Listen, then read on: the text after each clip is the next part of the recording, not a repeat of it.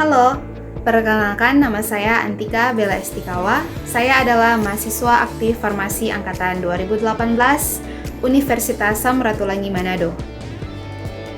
Pada kesempatan kali ini, saya akan menjelaskan tentang edukasi efek samping obat warfarin.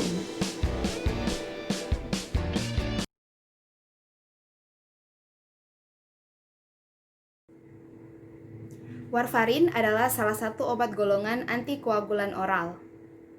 Warfarin ini dia biasanya digunakan untuk mengobati atau mengatasi penggumpalan darah pada pasien yang mengalami kondisi deep vein thrombosis atau emboli paru. Selain itu juga dapat digunakan pada pasien dalam kondisi fibrilasi atrium atau pada pasien yang belum lama ini menjalani prosedur operasi penggantian katup jantung.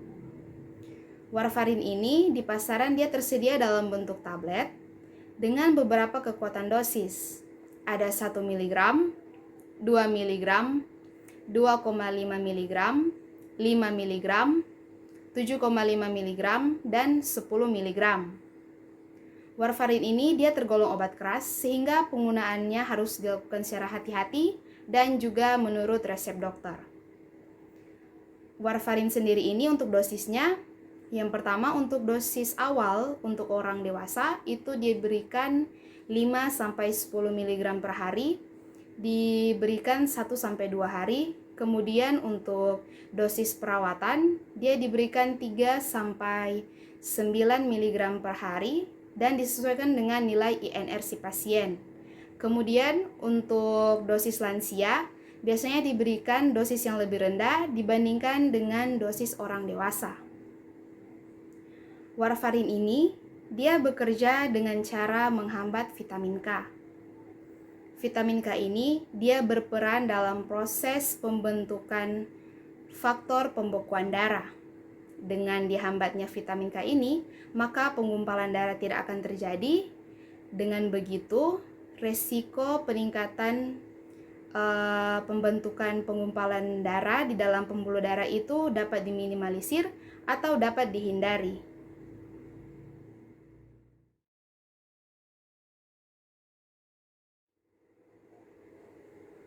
Efek samping yang paling umum terjadi ketika penggunaan warfarin yaitu pendarahan.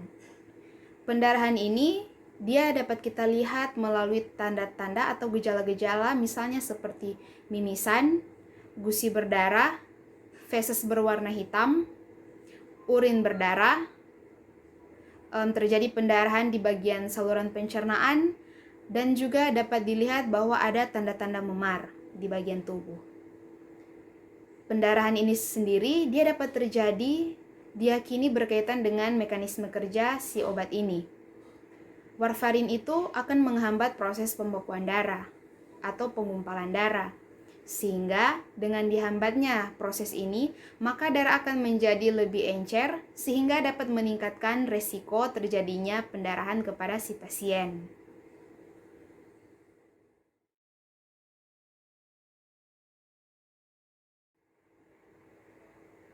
Penyebab terjadinya efek samping pendarahan pada penggunaan warfarin disebabkan karena beberapa hal. Yang pertama karena pengaruh dosis. Di sini warfarin itu merupakan obat dengan indeks terapi yang sempit.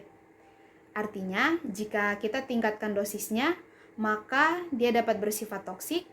Sedangkan kalau kita turunkan dosisnya, maka ada kemungkinan obatnya itu tidak akan memberikan efek terapinya. Kemudian yang kedua, adanya pengaruh dari interaksi obat. Di mana ketika kita menggunakan 2 obat atau lebih secara bersamaan, maka akan timbul suatu efek.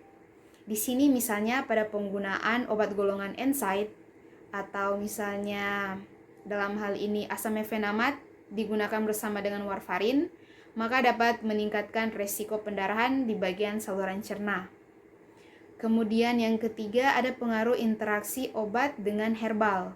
Dalam hal ini penggunaan bersama antara warfarin dengan bawang putih yang dapat meningkatkan resiko pendarahan. Kemudian yang keempat adalah kurangnya pemantauan atau monitoring kepada pasien yang mengonsumsi atau memakai warfarin. Kemudian yang kelima, kurangnya kepatuhan dari pasien sendiri dalam menjalani regimen terapinya.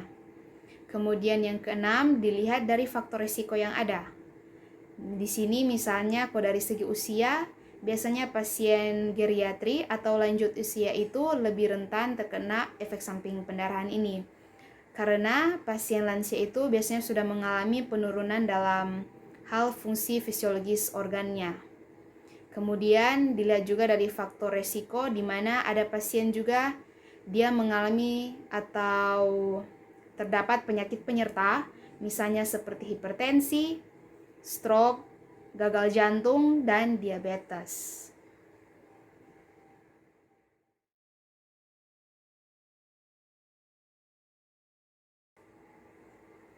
Pemantauan atau monitoring kepada pasien yang menggunakan warfarin yaitu dengan menggunakan parameter INR atau yang kita kenal dengan International Normalized Ratio. Di sini, parameter INR ini berfungsi untuk memantau keberhasilan terapi pasien yang menggunakan obat warfarin. Pemeriksaan INR ini harus dilakukan secara rutin kepada pasien, di mana nilai INR yang baik itu yaitu 2-3. Sedangkan kalau nilainya kurang dari 2, maka akan terjadi resiko pembekuan darah, misalnya penggunaan kartu palsu jantung. Sedangkan jika nilainya lebih dari 3, maka akan terjadi resiko peningkatan pendarahan.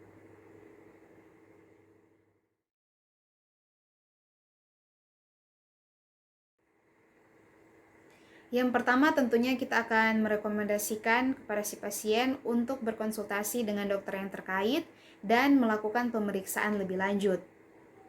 Kemudian yang kedua yaitu kita sebagai apoteker juga melakukan pemantauan atau monitoring kepada kondisi pasien melalui nilai INR-nya. Kalau nilainya kurang dari 2, maka dosis penggunaan warfarinnya itu dapat ditingkatkan. Sedangkan jika nilainya lebih dari 3, maka dosis penggunaan warfarin harus diturunkan. Dalam hal ini, kita juga tetap memperhatikan kondisi si pasien. Kemudian yang ketiga, kita sebagai apoteker menanyakan kepada pasien, kira-kira apakah ada hal-hal tertentu yang justru dapat meningkatkan resiko pendarahan si pasien. Misalnya, apakah si pasien sempat mengonsumsi obat-obatan atau makanan-makanan tertentu yang dapat meningkatkan resiko pendarahan.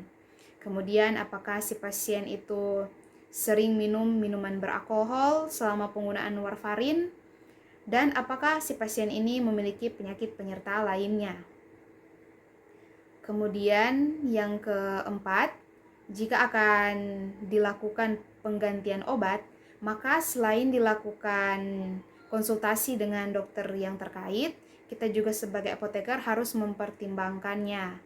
Dalam hal ini, jika obat memang tidak bisa diganti karena merupakan standar terapi bagi si pasien, kita sebagai apoteker mungkin bisa menyarankan untuk memberikan obat yang mana obat ini dia dapat mengurangi atau meminimalisir efek samping yang ada, dan tetap dibarengi juga dengan pemantauan yang ketat kepada si pasien. Dalam hal ini, kondisi si pasien.